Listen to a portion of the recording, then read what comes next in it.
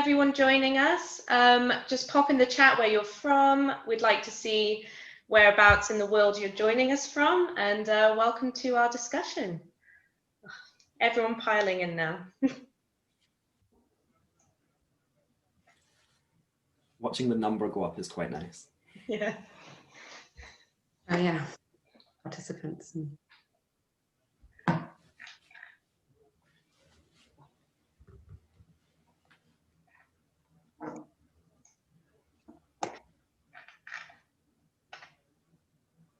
Hi everyone, just coming in now. We're going to start in about 5 minutes. We're going to let everybody get a chance to come into the webinar.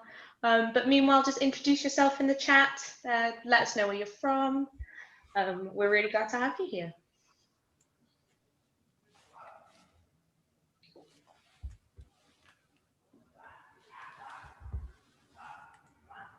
Oh, we've got Brighton and Amsterdam. Lovely.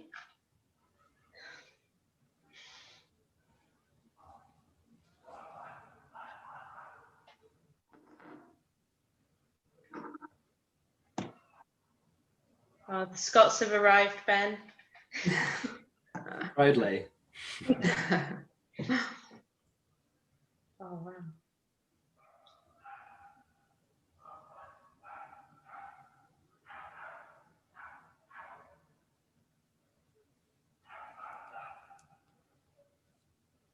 Got America, Hong Kong. Oh, wow, this is brilliant. Brilliant. This is my international launch. Yeah.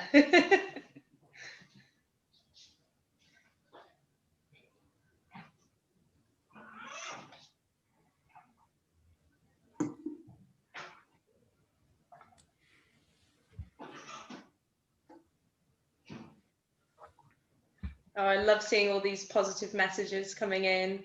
Mazel tov on your book launch from Rona and Tony. Thank you.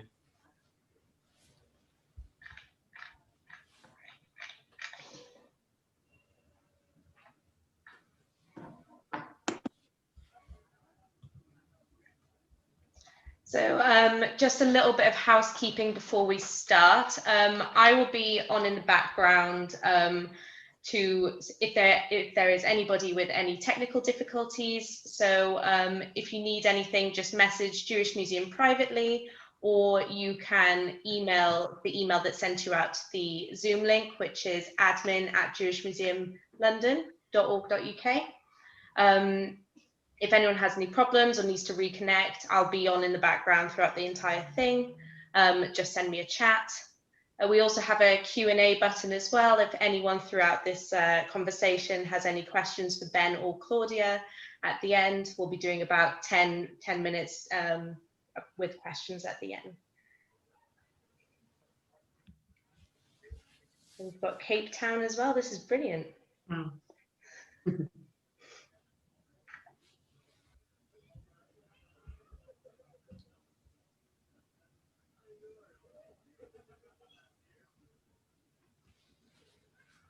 So I'll leave it about 4 more minutes, let everyone still come in. Some people might be having trouble loading. So. Gonna have a lot of books to sign, Ben, when this is all over. I have a pile behind me that's on my to-do list.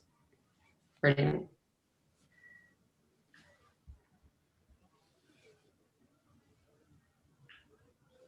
Some people are staying up in the middle of the night to log into this. That's nice. No. Very international. Or getting up very early, our American Yes. attendee.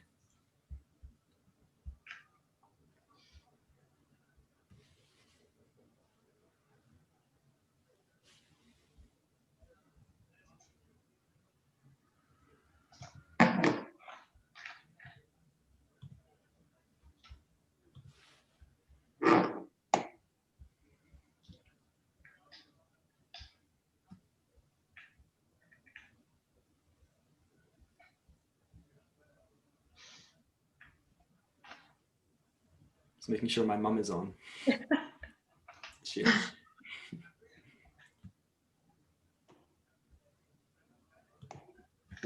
So nice seeing all these positive messages coming in through the chat. Everyone's really excited for this, which is great.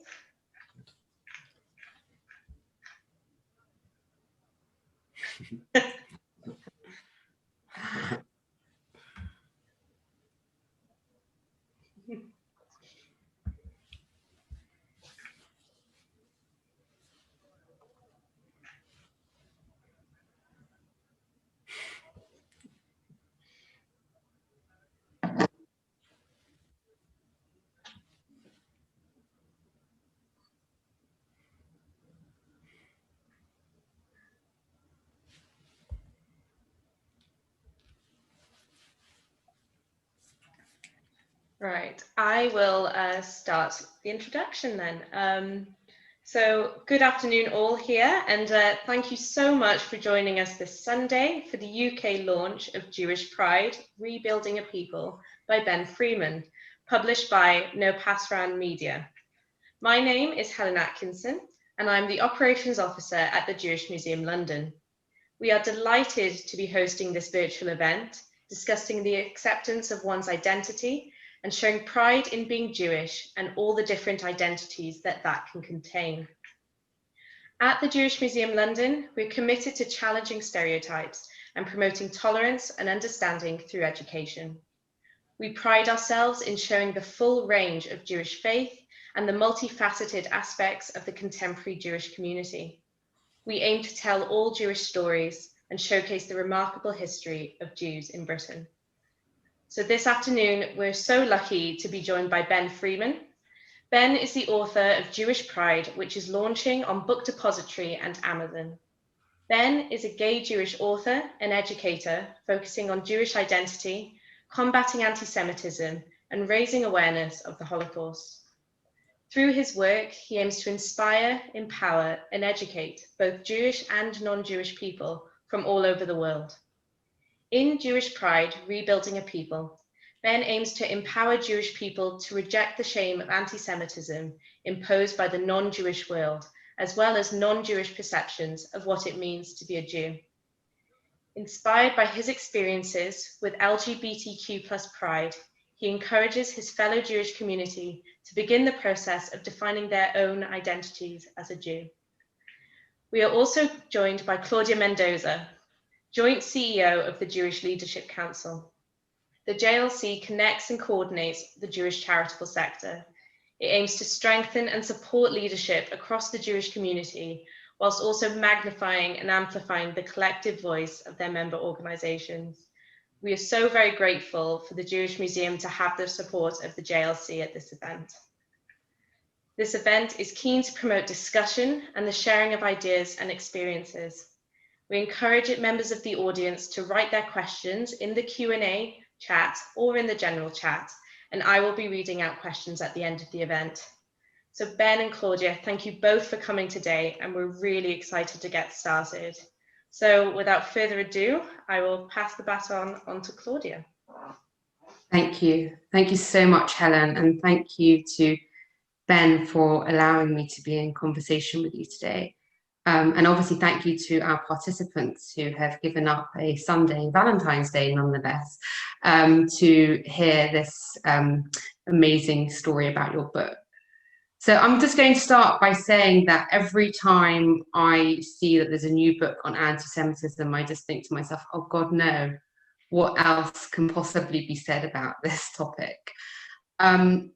But I read the book because I was asked to be in discussion with you today, and I have to just say, like, thank you very much for writing it and for giving me the opportunity to read it and be in discussion with you, because I honestly learned a lot, and it helped to reinforce some of the things that I've already been thinking, but also really to highlight areas that I felt I understood clearly but didn't. So I'm really honored. Thank you. When I told people I was having this discussion with you, a lot of the responses were, so what's the book about? What's the, how would you describe it? And I struggled to describe it exactly because it's part memoir, part historical, part educational, and probably everything in between. So I think I'll start with that. How would you describe this book to people who are interested in reading it? That's a very good question. And it's something that I thought about while I was writing it. This is my first book, so I actually didn't know how to write a book before I wrote this book. I learned how to write while while I was writing. And I guess it's a thematic book, and the theme is Jewish identity. And because that is such a broad topic, because our peoplehood spans literally thousands of years, it has to include so many different facets. So there is a real historical element. There's also an academic or theoretical element. There is also stuff on current affairs because we're still a people experiencing these issues today.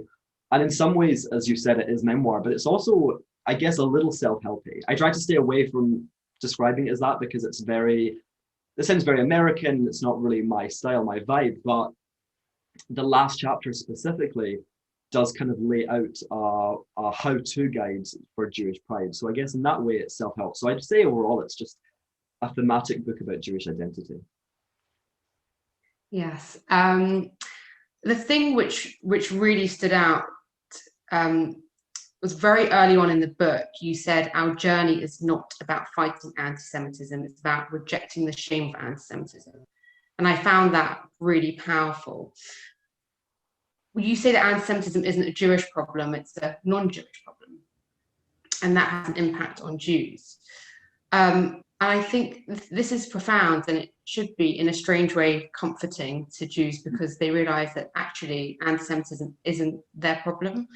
But I just wonder if you can clarify what you mean when you refer to the non-Jewish world, because I think that probably needs explaining a bit. But obviously, you talk about it quite a bit in the book. So what do you mean by that? So when I say the non-Jewish world, I quite specifically do not mean individual non-Jewish people. I'm talking about the cultural and societal norms, ideologies, which really make up the diaspora. So that can be America, Europe, Asia, parts of Africa, other places, the Middle East, other than Israel. And it's about recognizing the fact that anti-Semitism or anti-Jewish racism is a systemic form of hate.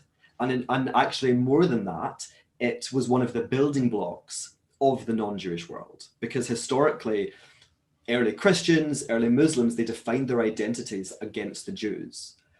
So because of that, it became embedded. So even though there was these great cultural shifts like the French Revolution, which swept away the power of the church, these ideas were so deeply embedded, the roots were so deep that they didn't get swept away with the old order. And I think that the non-Jewish world as a system, as an ideology, has to recognize this. And again, it's not about individual non-Jewish people, because actually, if there are non-Jewish people, as we know there are, who have kind of bias against Jewish people, then in many ways that is understandable if they've lived in a world which has taught them to view Jews in a specific way. And, in the book, I talk about, in the introduction and conclusion, I have a little message to my non-Jewish readers, because quite specifically with this, I do not want there to be judgment. I do not want there to be blame. I want to empower non-Jewish people to be allies. So while we want to recognize the systemic embedded hatred of Jews that exists in non-Jewish societies, I want individual non-Jewish people to feel empowered to kind of dismantle that and begin the process of them defeating anti-Semitism, because it's not really our problem. It doesn't originate within us, it originates within the non-Jewish world. And yes, we absorb it and it impacts us clearly, but I think it is comforting. I agree with you on that. Yeah, no, thank you. That really helps to explain what you mean. And I think on that last point that you made, you've got an entire chapter on something you call internalized anti-Semitism.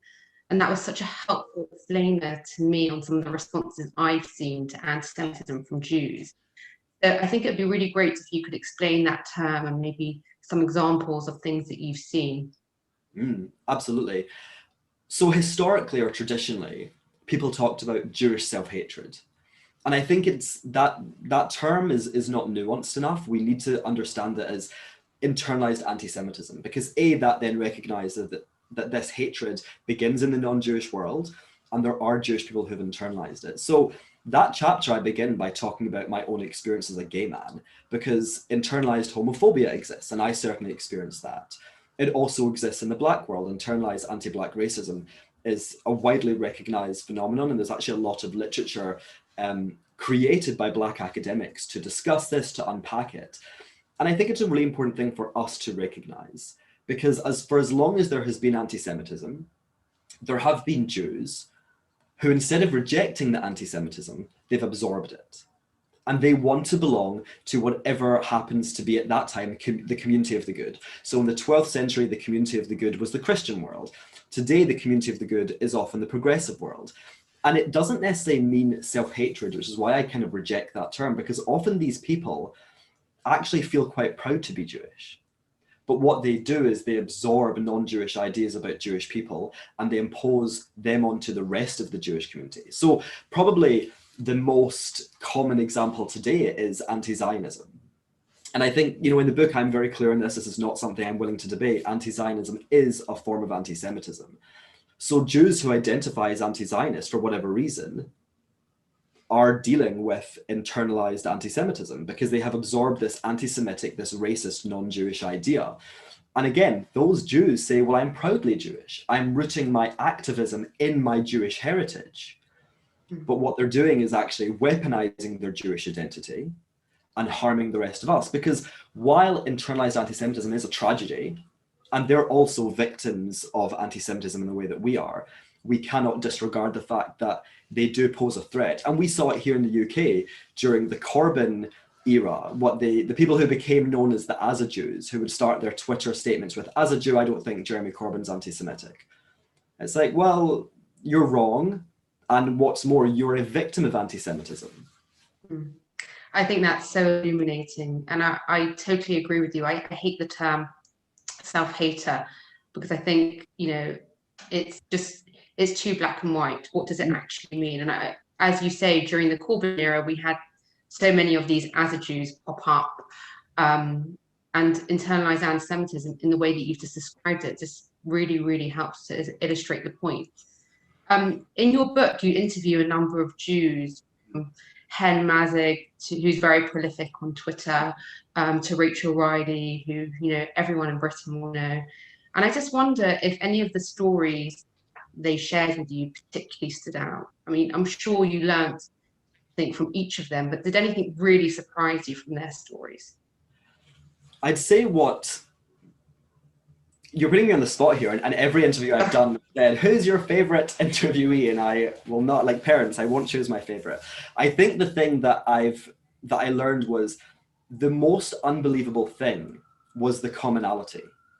So whether they were Jews from Panama, Sephardic Jews from Panama, Ashkenazi Jews from the UK, Bet Israel, Ethiopian Jews who now live in Israel, Mizrahi Jews, Chen was the Mizrahi Jew that I was lucky enough to interview in the book.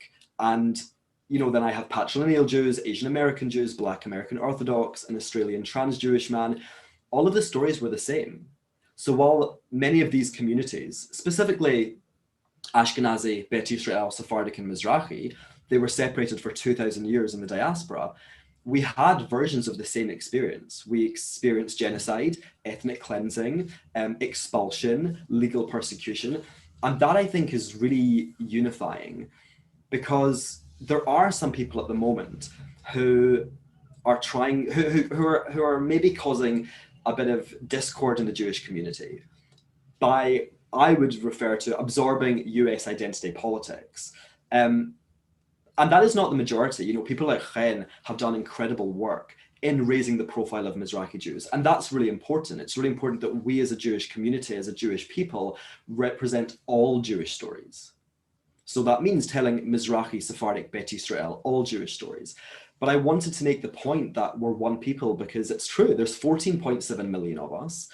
We cannot afford to separate and fall out, because that is a distraction from the other work we have to do as a community to build our Jewish Pride movement, but also the very real existential threats that we face from the outside world. And again, that's not a majority of people who are doing that, but there are some people. And this book, and I hope the work of Chen and other people, will kind of put that to rest and really say we're one people, regardless of whether we're from Algeria or England or America or Tunisia. we have similar experiences, and the differences we may have are really important, but they're not big enough to kind of sever us as Am Echad, one people.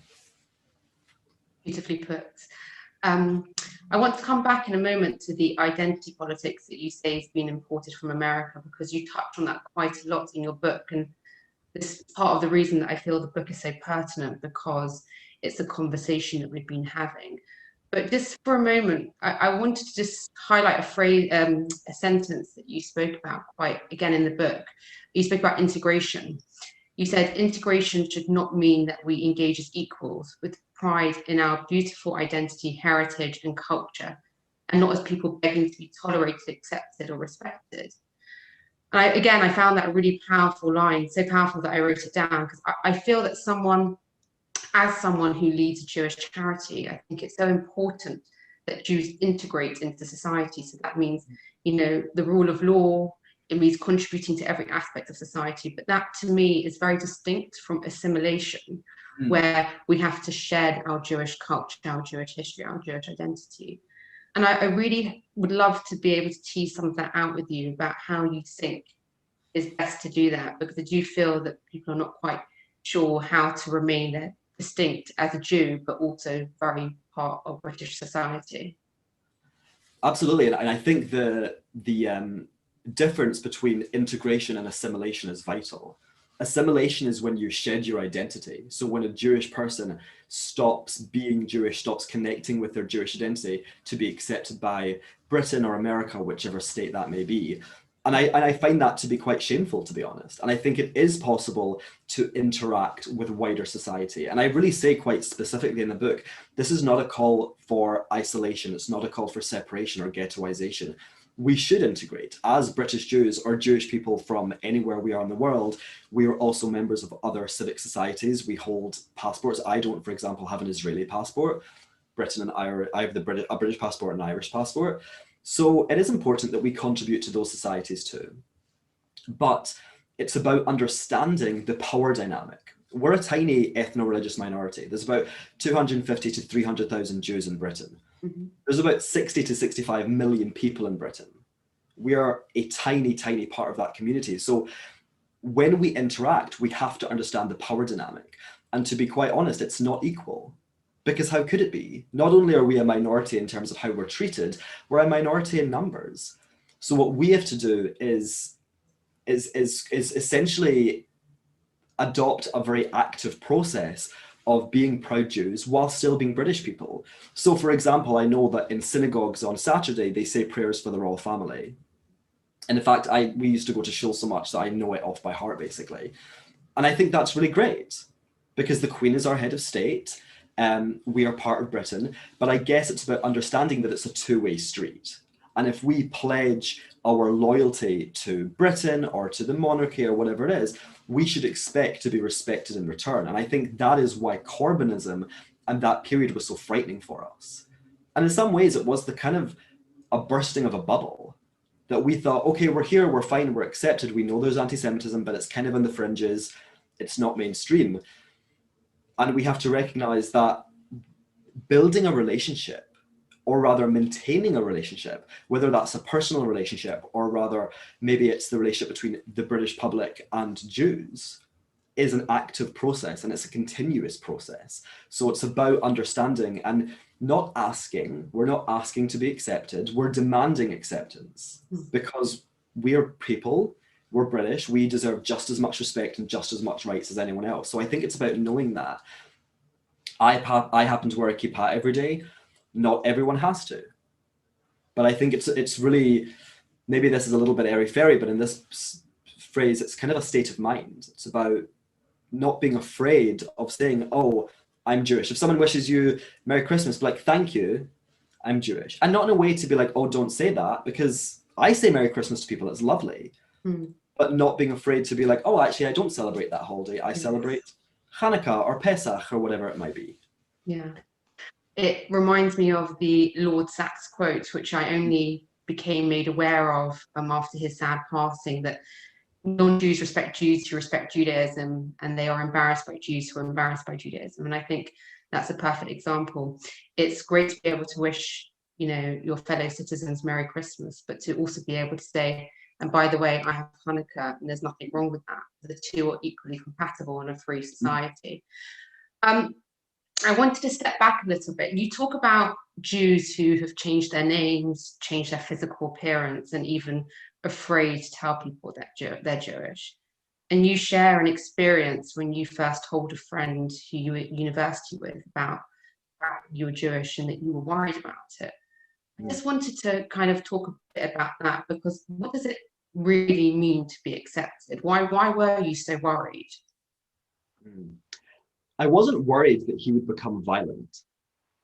I was worried because every single time I tell people that I'm Jewish, I'm usually met, or not, I said every time, so I'll rephrase that. Usually when I tell people I'm Jewish, I'm met with a barrage of anti-Semitism, and particularly questions about Israel. And in fact, two of my friends are on the call, Karen and Richard, and I stayed with them in London a couple of summers ago when I was back from Hong Kong, and they were at a pub and I went to meet them, and one of their friends was there, and she was asking me about Israel. And Karen and I were talking about afterwards that she could see kind of my hackles go up, because I went on the defensive, because that's what my experience has been. In actual fact, she was saying, oh, I love Israel, I want to go, it's fantastic, but that is so rare. So I was never worried he was going to physically assault me. I was worried that I was once again going to be, you know, said, well, all Jews are powerful, or, you know, Jews talk about the Holocaust a lot, or, well, what do you think about Israel? I was in a taxi coming back from actually that friend's house one day, and the taxi driver started a conversation. It was during a war between Israel and Gaza, and he said, oh, have you heard what the Jews are doing now? And I was like, tell me, what are we doing now?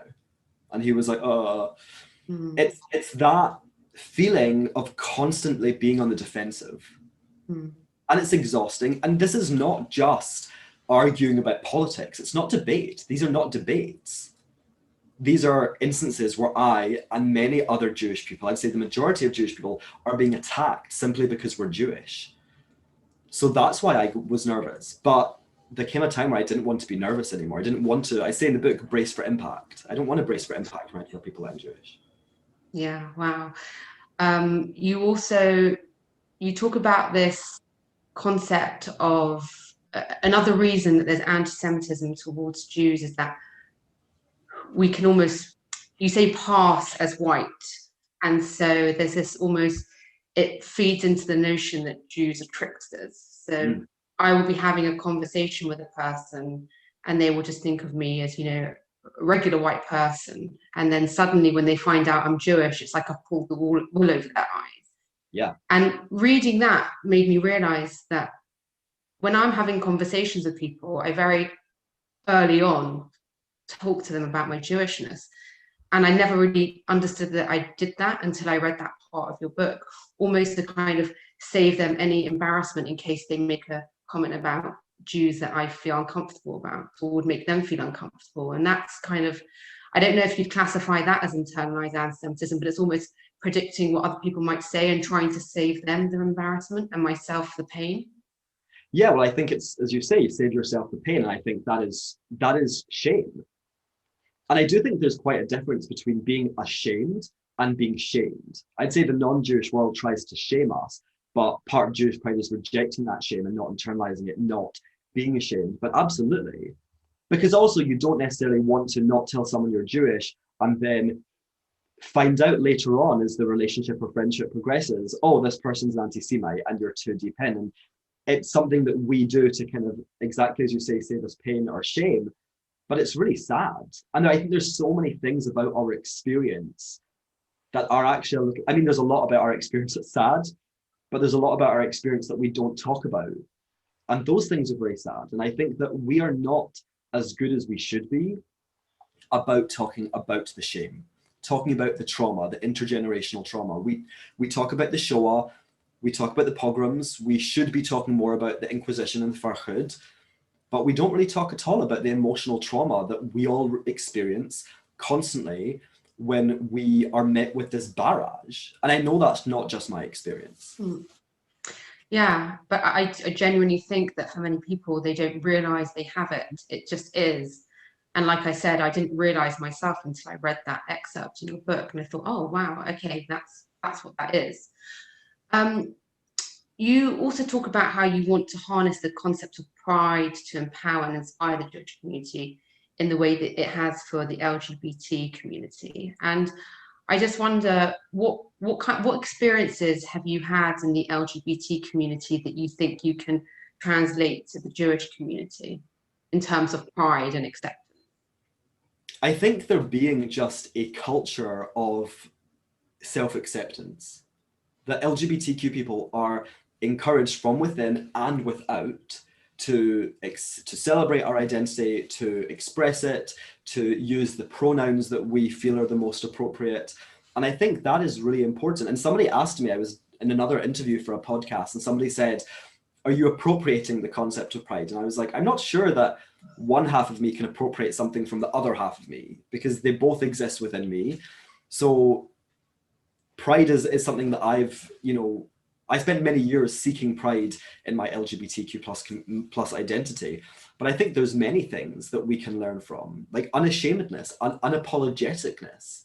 There's also many things that I've learned from the LGBTQ pride movement that I think are maybe not as positive as they could be. So for example, prejudice in the LGBTQ plus pride community, or the LGBTQ plus community, racism, and that's one of the reasons that I included the interviewees, because I was like, well, this is a problem that I've seen in this community, and I'm using that to build this other movement. How do we kind of evolve it and not better it, but keep the conversation going?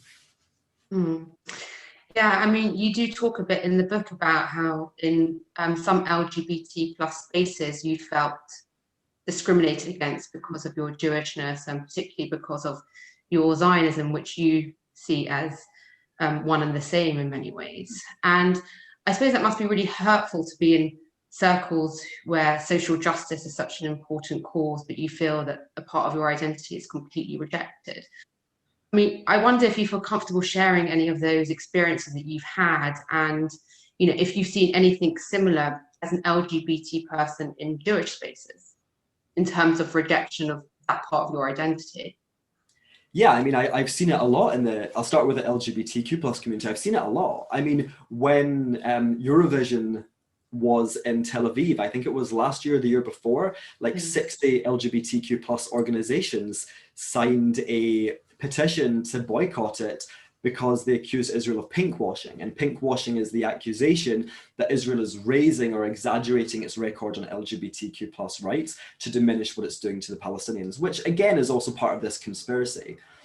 And I find this to be personally deeply offensive, because probably Israel is the only place, or maybe not the whole of Israel, Tel Aviv specifically, is probably the only place in the world where I feel fully comfortable with both aspects of my identity.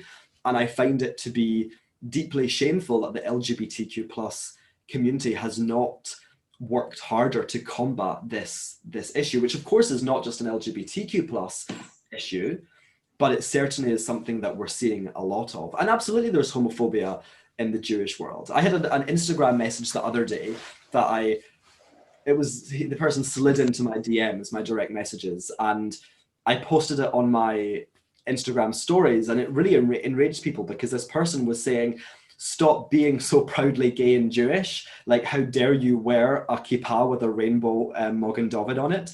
And I mean, quite frankly, I just cannot imagine that somebody would have so much time to write a stranger like a rude message. But also no one gets to dictate how I express my identities. So with regards to anti-Semitism in the LGBTQ plus community, or LGBTQ plus phobia in the Jewish community, they don't get to decide. And I also think that's part of pride, is saying you have your opinion, you're entitled to it. That is not going to lead me to feel shame. It's not going to make me any less proud to express my identities. But yeah, I mean, I think when you have two identities or more that are at the intersection of different communities, there's always going to be a struggle, and there will always be those who are trying to kind of discredit the other, but you have to just say no. Yeah. No. I thought the way that you handle that in your book is done so beautifully, because your respect for the stringency within parts of the Jewish community strikes me as extremely generous, given that many might not be as generous towards you. And I just think that is one of the intersections that, as you say, that we really struggle with. How do we make sure everyone feels accepted? And that means, how do we make sure that, you know, religious Jews don't feel like they're having something that they don't accept forced upon them? And it's a really difficult conversation to have. And I was really proud of the Chief Rabbi's work to kind of really start to pave the way to say we must be respectful and tolerant of every single person. And, you know, I don't know if you've got any thoughts on that. Many will argue there's still quite a way to go. Yeah, I mean, there is a way to go, but it was important. And I think that we have to be grateful for the progress we've made. And I think that that is something that the progressive world doesn't necessarily encourage. We can recognize that there's still ways to go. Whilst, I mean, that was amazing that you know, Mervis reached out to Jewish schools and said, you have to represent Jewish LGBTQ plus people. And with, you know, regards to my generosity, the reality is that right now, Orthodox Jews are the most likely to be physically assaulted in the streets. And yes, the way we live our lives probably could not be more different. And there is much about my life that they would disagree with, but also much about theirs that I would disagree with. But at the end of the day, they're still Jews. And part of building a pride movement, and this is not the easy part, is being able to support people who you think do not align with your values. And I guess it's this old idea, and again, we saw it with Corbyn, of Jewish pride is not just for good Jews. It's for every Jew, even the ones we disagree with. And if they really feel proud and they have rejected anti-Semitism, then that's great. And you know, I think with regards to them not accepting LGBTQ plus people, it's like, just be nice. It's like someone said, if you're against gay marriage, don't get gay married. Like, no one is forcing you. Just relax. But yeah, I mean, for me, the most important thing is creating a space for all Jewish people to be accepted and also protected. And I do not believe on turning on our Orthodox brothers and sisters in their time of need, even though there may be things that we need to address. Yeah, civility is definitely lacking from many debates. Going back to the issue of identity politics and hierarchies of oppression, you talk in your book about being white passing. I wanted to kind of understand a bit about what you mean by that, because to me you look very white. What does it mean to be white passing? Do you not consider yourself to be white? I think I look extra white today because I have a very brilliant light behind me. I don't consider myself to be white. And you know, in the conversation that you and I had to prep for this, we had a really interesting conversation about this. And I don't identify as white, not because I think there's anything wrong with being white. And I obviously am aware that when I look in the mirror, I'm not an idiot. I'm not like, wow, look how dark my skin is. No, of course not. And I also recognize that I benefit from the advantage of being either white or perceived as white, whichever it is. The reason I don't identify as white is because it's ultimately today, in 2021, and in this time period, what does it mean to be white? Firstly, these things, it's never about the color of skin. This is the conversation about our light-skinned Jews white has never been about the color of our skin. It's about what it represents. And just as the right, particularly white supremacists, say that Jews are not white and that we're foreigners and that we're usurpers, and exactly as you said earlier, we're shifty tricksters, the left is saying that we are white to cast us in the role of the oppressor. And I quite disagree that whiteness has been cast in this way, but it's also the reality. Whiteness is what is cast as, you know, everyone has white privilege, and well, everyone who is white or white passing has white privilege, and you know, whiteness is responsible for all the crimes of the world, which is just ahistorical. So in this specific space, that is why I don't identify as white. But again, as I said, I'm not an idiot. I know that I look white, so therefore I do pass. And in Asia, you know, I'm living in Hong Kong. For all intents and purposes, it's the same thing. You know, people in Hong Kong are not like, oh, you know, there's a Jew, therefore he's passing. They're like, there's a foreigner, he looks like a white guy. So context really matters. And in some contexts, whether I'm white or not doesn't really matter. But I think what we're seeing is a demonization of Jews through this concept, which again is part of our identity being defined by the other. And someone put in the chat about someone called Linda Sarsour, an American woman who passes as white. There's also enormous amounts of inconsistency, and I think this is part of the problem I see with identity politics. Is it's not necessarily consistent, and that is bothersome. And it also points to a lot of this, not necessarily identity politics, but a lot of these other conversations are really being used to demonize Jews. Because if I'm white, if you're white, without nuance, and the important bit is the nuance, then Israel is a white settler colonial state. Yeah. And you're a Sephardic Jew, right? So actually, it's not even about Ashkenazi or Sephardic, it's just about a mislabeling of Jewish identity. Yeah, no, absolutely. And I saw someone pop up and talk about Linda Sarsour, and there's the exact example I was going to use. A Palestinian American who is as white as you or I and still will pass as non-white because of the identity politics that's been set up. And yes, as you say, I am half Mizrahi. Looking at my mum and looking at me, we look very different. But it's about how the world sees us. So they may accept that she's a person of color, to use that term, but they wouldn't accept that for me, even if it's how I might feel because of how I'm treated. And again, you talk about in the book the term privilege, and I think this all comes together with the concept of identity politics. And it's never been a phrase that I've been very comfortable with, because I feel that it's very black and white, very binary. How to define someone's privilege. And you talk instead about, let's talk about people's advantage or disadvantage in certain parts of their identity. And it seems infinitely sensible to me, and I do hope it catches on. So maybe you can give a few examples about that. Absolutely. And I kind of created this not for the book, actually, it was for my students. I was teaching a gender and sexuality course, and we were having, these kind of conversations about identity, and we kind of came upon this, that if you say to someone you're privileged, it's not necessarily, this is not necessarily how it was intended, but it is used in this way to denote a finite, immovable status. You're privileged, you're oppressed, and that is just not reality. And I think that we have to very much fight against binaries. We have to always be seeking out nuance. And the example I give in the book is, if I'm walking down the street with my partner, who is obviously a man, and I'm wearing a kippah, we could be attacked because we're a same-sex couple, or and it could be verbally or physically or whatever.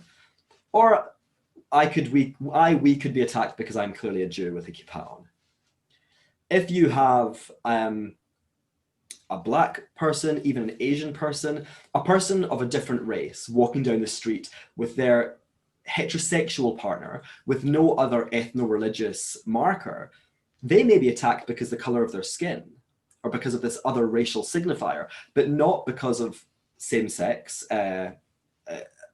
being LGBTQ+, and not because of another, like Jewish or whatever. So we wouldn't be attacked because of the color of our skin, but we would still be attacked, or we could still be attacked. I mean, when we moved into this apartment, this is a new apartment we're in, and the doorman was like, to me and my partner was like moving stuff. Was he like, so are you friends, or are you?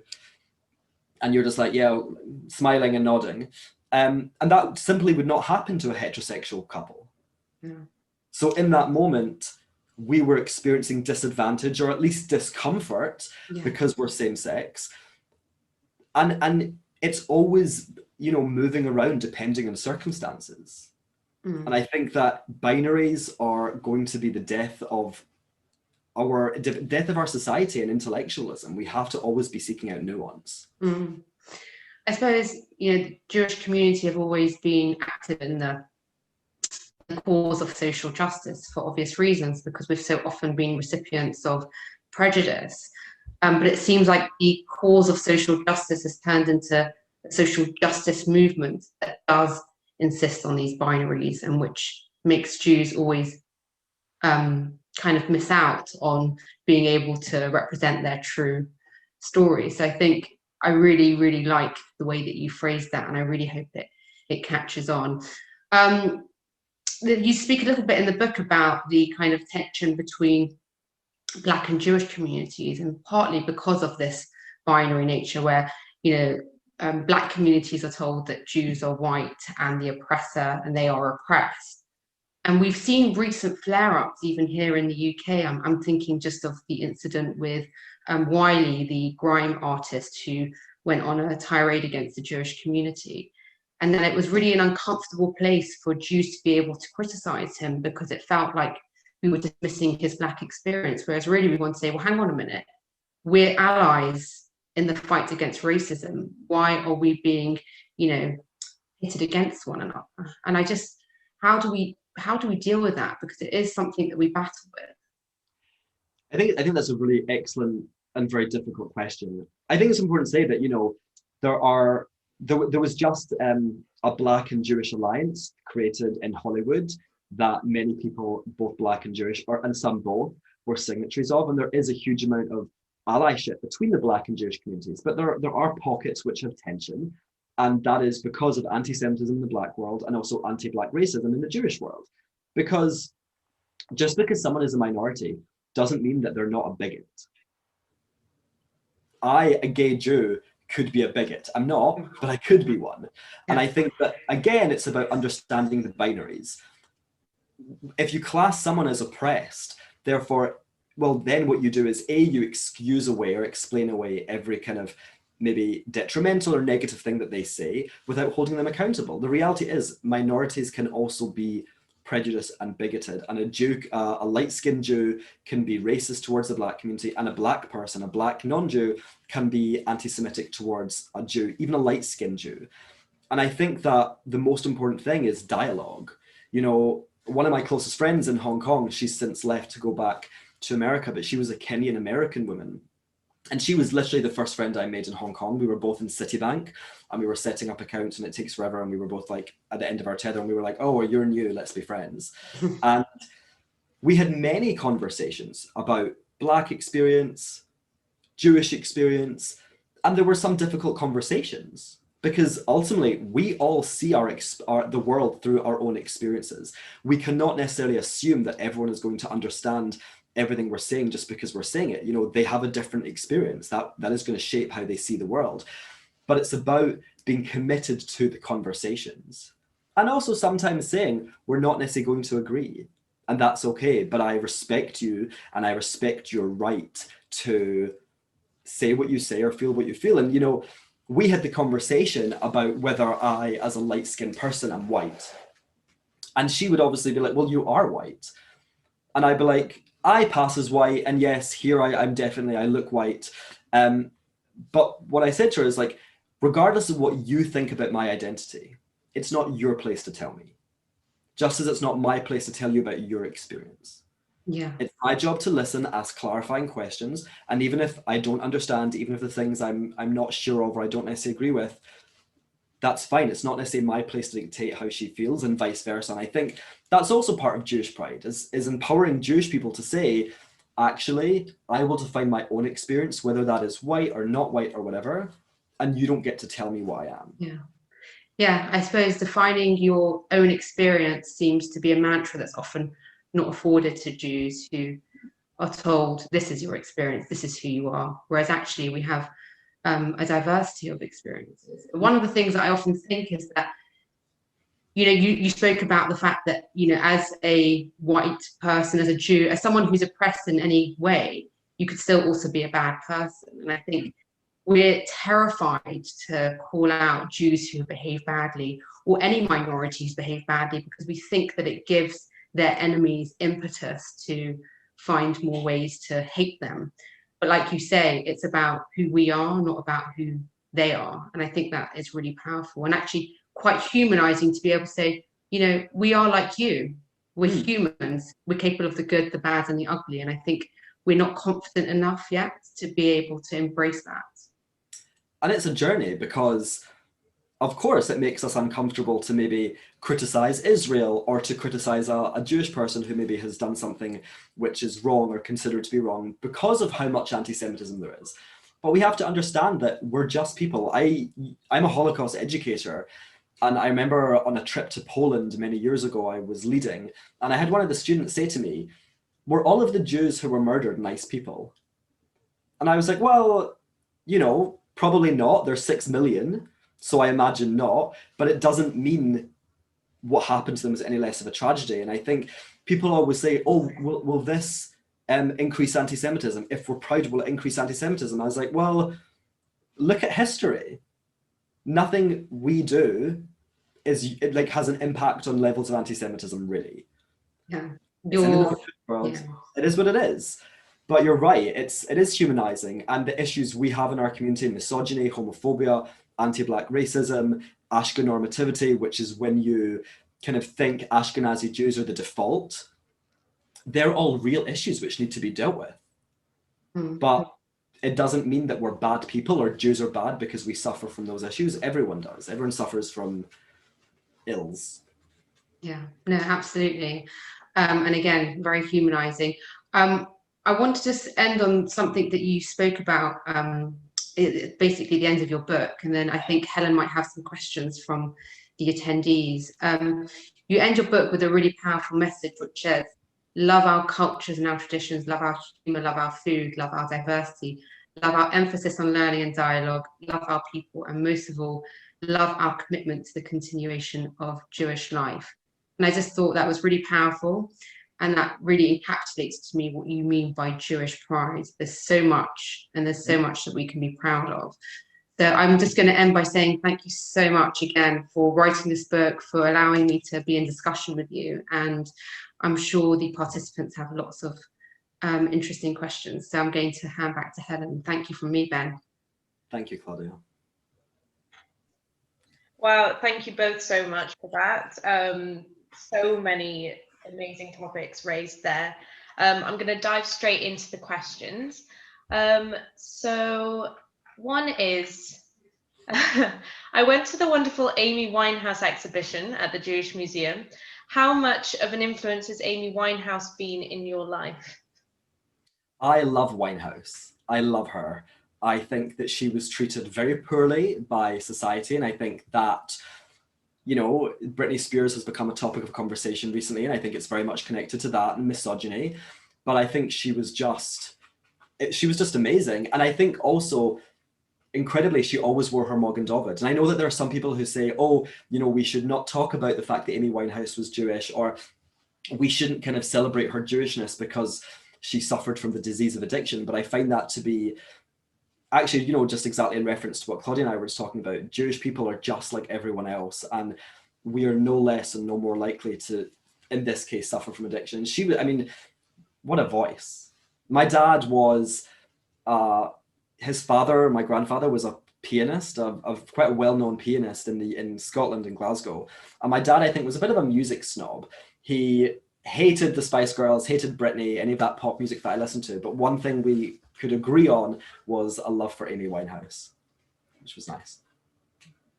It was incredible. And we would love to bring that exhibition back at some point. I mean, it was a really lovely exhibition that we did do.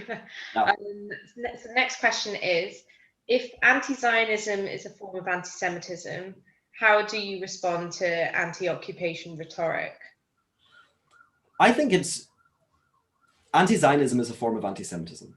Criticism of Israeli policy is not inherently anti-Semitic. We have to recognize that criticism of Israeli policy can be anti-Semitic, but it's not inherently. So if someone criticizes Israeli policy, and if someone criticizes the settlements, but they do it from a place of, you know, a place of fairness, a place of recognizing that their rhetoric could become anti-Semitic, then I don't have a problem with it. You know, we don't all have to agree on Israel. And it's really funny that people think that we should, because there's this old adage that you have 3 Jews in a room and you have 15 opinions. And that's actually why I put that segment in at the end that Claudia spoke about, because I knew that there was going to be someone who was going to be like, hey, you've not mentioned this aspect of our identity. Because you're right, you know, there's so much. So we don't have to agree, and that's okay. But yeah, I mean, criticism of Israel isn't inherently anti-Semitic, but it can be, and we also have to recognize that. So it doesn't shut down freedom of speech. It's just that people have to be very careful. So our next question is, and forgive me for the pronunciation, Ilan Halimi has been murdered 15 years ago, and anti-Semitic attacks seem to keep growing, particularly in Europe. What do you think should be the political answer to this scary trend? I think that's a really excellent question. And Ilan Halimi, for those of you who are not aware, was a young French Moroccan Jew. He was kidnapped in 2006, actually I think on the 13th of February 2006. So I think yesterday was the 15th anniversary, either of his kidnapping or his murder. Anyway, he was kidnapped by a gang known as the Gang of Barbarians, and for 3 weeks he was tortured beyond recognition, and his family were asked for a ransom, which they could not provide. And when they said they couldn't provide it, his family were told, go ask the synagogue. And he was picked specifically by the Gang of Barbarians because he was Jewish. And ultimately, Ilan died of his injuries en route to hospital. And it's a really unbelievably tragic, horrendous story. And I think there's two answers to this, or there's two sections to the answer. The first is people need to recognize when a crime is indeed anti-Semitic. So with that case, the anti-Semitic nature of it was kind of downplayed, and people were like, oh, this isn't really a hate crime. Similarly, with another French Jew called Sarah Halimi, no relation to Ilan, she was murdered a couple of years ago, and it was the same thing. People will often do mental gymnastics to try and find any reason other than a hatred of Jews as to why someone has been killed or someone has been targeted. So I think firstly, name it, label it. Secondly, it lies in the non-Jewish world recognizing the fact that anti-Semitism is institutional, it is systemic, and it is embedded. And therefore, no one is immune to it. Let's look at Germany as an example. Germany has done a huge amount post-war to apologize, do what they can to commemorate, memorialize the Holocaust. And Claudia and I spoke about this the other day. A couple of years ago, the government official and kind of in charge of anti-Semitism, combating anti-Semitism, not in charge of anti-Semitism, said, oh, I cannot say that it's safe for Jews to wear kippot, the yarmulke, the skull cap, everywhere. We're talking about Germany. That is insane that 70 plus years after the Holocaust, after the Shoah, Jews are once again not safe on the streets of Germany. But the reason that is because Germany, with all due respect, does not have any understanding of the problem. They think the problem was Nazism, whereas actually the problem is thousands of years of embedded anti-Semitism. So until they recognize the real problem, they cannot hope to solve it because they fundamentally misunderstand it. Yeah, I think that's a great point there. It's understanding the kind of institutionalized anti-Semitism that is in all states, and we've seen that here in Britain as well. I've got one from Nicole. Hello, lovely Ben. Such a great discussion. Does being a proud Jew put ourselves in danger? I think it can do, yes. And that's why in the book I don't say everyone has to wear a Magen David and we have to carry big Israeli flags with us, because personal safety is paramount. If you don't feel physically safe, then you are entitled to kind of walk around in the world in a way which is going to make you feel safe. So from that perspective, yes. I think some people, as I said earlier, say, oh, being a proud Jew is going to increase anti-Semitism, and I think that's not true. Like, when we're ashamed, they hate us. When we're proud, they hate us. It's like there's a common denominator here. But absolutely, personal safety is paramount. Oh, we've got one from Jeff. Do you think we should be more assertive in interfaith dialogue? Yeah, and I think this goes back to the question that Claudia asked me about looking at anti-Semitism in other communities. And I think we are sometimes hesitant to call it out, especially if we're engaging in dialogue and we're getting along with people. And actually, I think that the most important thing is to have difficult conversations. So as to talk about Islamophobia in the Jewish community, or anti-Muslim sentiment in the Jewish community, and then anti-Semitism in the Muslim world, because they're real problems. And it's not about pretending they don't exist. And I've been at a lot of interfaith events, and they're always like completely shallow and surface because everyone's trying to get along and be nice as opposed to talking about the real issues. But part of talking about the real issues is being able to advocate for ourselves and our experience and say, listen, this is a problem in your community, you have to deal with it, and we will address our problems. We've got one from Sarah. Going back to your conversation about anti-Zionism, Can you address the issue of shame in the Jewish community and anti-Zionism, and how Jews react to anti-Zionism? For example, I remember back before I had much background history or knowledge of Israel as a refugee state for diversity of Jews, I used to qualify myself as Jewish, but with, I am not a Zionist. Yeah, and I think that Sarah's exactly right when she says it's the shame. And Jews often do this. We often, even if we say we're Zionists, we'll say, but I don't agree with this, and I don't agree with that. Whereas we shouldn't have to do that. I think we have to, first of all, educate. And something that I discovered when I joined Twitter in 2018 was that there's a lot of people who don't understand anti-Semitism. There's a lot of Jews who don't understand anti-Semitism. So we have to first be educated about our own experience. And the reason that people, and as Sarah said, would perhaps feel shame is because they have absorbed not just non-Jewish perceptions of what it means to be a Jew, but ideas of the conflict and ideas of the founding of the State of Israel. And ultimately, there are people who just essentially have no idea what they're talking about. So we as a community have to do a much better job at educating and being able to say to Jewish people, whether they're older people, students, young kids, whatever, Jews are indigenous to the land of Israel. We had ancient Jewish states there. We were expelled, but a couple of hundred years after the birth of Jesus by the Romans, and yada, yada, yada. It's really important. It's kind of, I think, really shameful and woeful that and this is one point I am critical, because I tried to be empathetic and not critical, but I don't think that we have done a good enough job of educating ourselves and our community about these issues, which is partly why, not fully, but partly why that situation that Sarah mentioned arises. We've got one from Winston in the chat. So Ben, you spend a lot of time in the book reviewing our history from the vantage point of pride rather than oppression. Why is this so important? In other words, why is it so vital to read history with the aim of creating a narrative for ourselves of historical pride?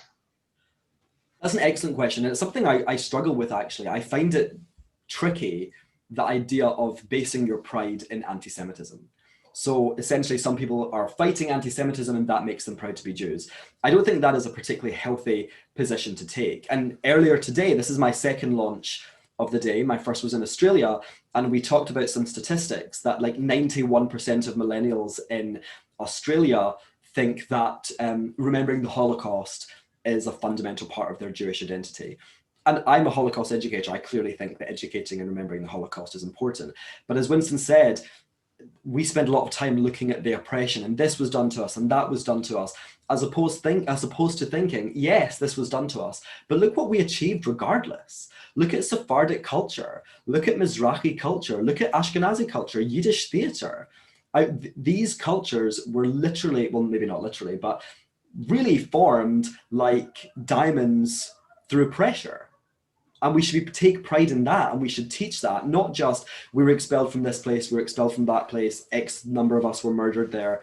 That's important too, but we're so much more than just our destruction. It's really the fact that there is a Jewish people, the fact that there's, not to like plug myself, but I guess this is my launch, so why not? The fact that there's a book about Jewish pride in 2021 is a miracle. The fact that we have survived is a miracle. And that survival isn't just through not dying and not being destroyed. We were committed to Jewish life, and we wanted to progress it and advance it wherever we were. And it's just incredible. I think that's brilliant. I think that's what we aim to do, with the JLC and the Jewish Museum London, is kind of show the positive things and create pride through, this is our amazing history, this is what we've done in Britain and across the world. I've got one from Joanna. As someone who is not Jewish, what is the best way for me to be an ally to my Jewish friends?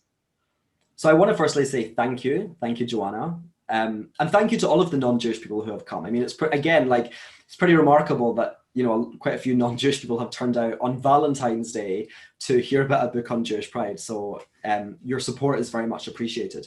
I think it's just to listen. There is no expectation that a non-Jewish person is going to understand our experience. How could they? It's not their experience. But and I've been in situations where people clearly don't understand, and instead of asking clarifying questions and listening, they challenge and they go, are you sure?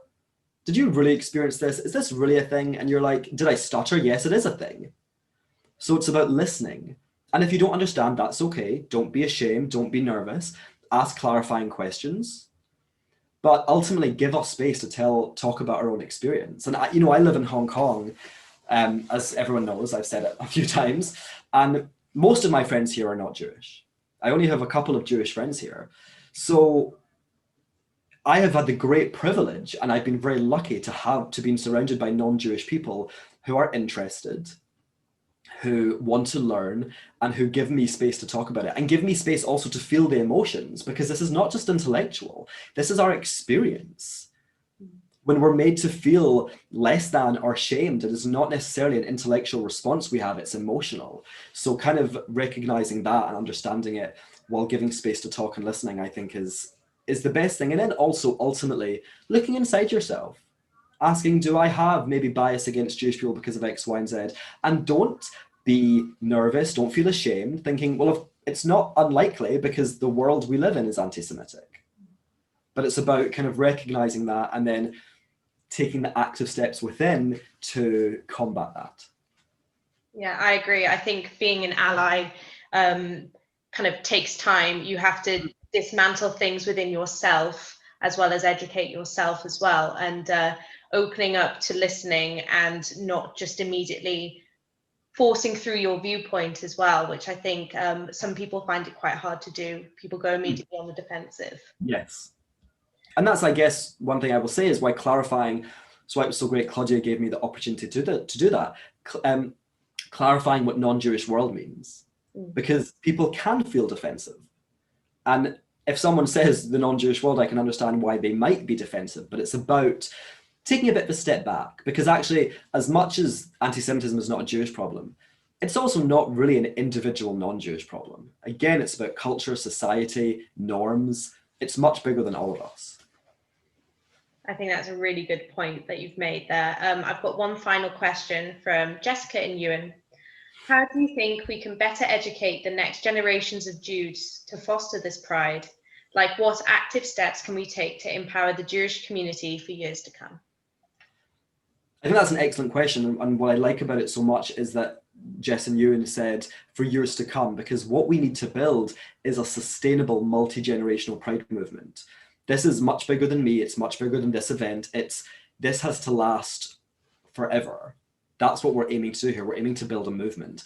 I think what we do is we have the conversations, and not being afraid of the conversations, and in a very real way, it's having the conversations with your family, having the conversations with your Jewish friends, and saying, well, how do you identify? Have you experienced anti-Semitism? How did it make you feel? Giving space to talk, because again, something I don't think we're very good at is giving each other the space to recognize the shame, the trauma that we may have experienced, but also, kind of similarly to what Winston said, celebrate. I think that I say in the book, we have to be actively Jewish. We cannot create a movement on ideas alone. It has to be rooted in something tangible. And it will look different to every person. I wear a kippah every day, not everyone has to. But find a way to be actively Jewish and to embody pride, demonstrate pride, because the reality is we're all role models to each other and to younger generations.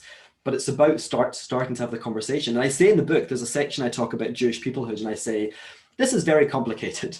And this conversation isn't finished. And that isn't a cop-out for me to be like, I don't have the answer. But I don't have the answer to everything. And as Claudia said, there will be things that we fundamentally disagree on. And that's okay. That's actually part of Jewish culture. We love a good argument, a good debate, but it's about having it. And it's also our argument, our debate to have, not the non-Jewish worlds. Oh, brilliant. That was a really enlightening point there. So that's it for today. Unfortunately, we've run out of time. But I just want to say thank you both so much, Claudia and Ben, for such an eye-opening discussion. I think that the questions that were raised here and the book raises so many excellent points about Jewish pride, especially in this current climate. We've been so lucky to have both of you today. And also thank you all, for all of you in the audience, for joining us today. We really hope you enjoyed this talk. Please visit our website, and we have many other events going through February. And I will also be emailing around a link to Ben's book, where to buy it. And I will also be emailing around later on in the week the link to our YouTube page, where I'm hopefully going to be putting up this discussion. So I just want to say thank you once again to Ben and Claudia. Thank you so much for joining us today. Thank you, everyone. Thank you so much. And hope everyone has the really great rest of your afternoon. Bye.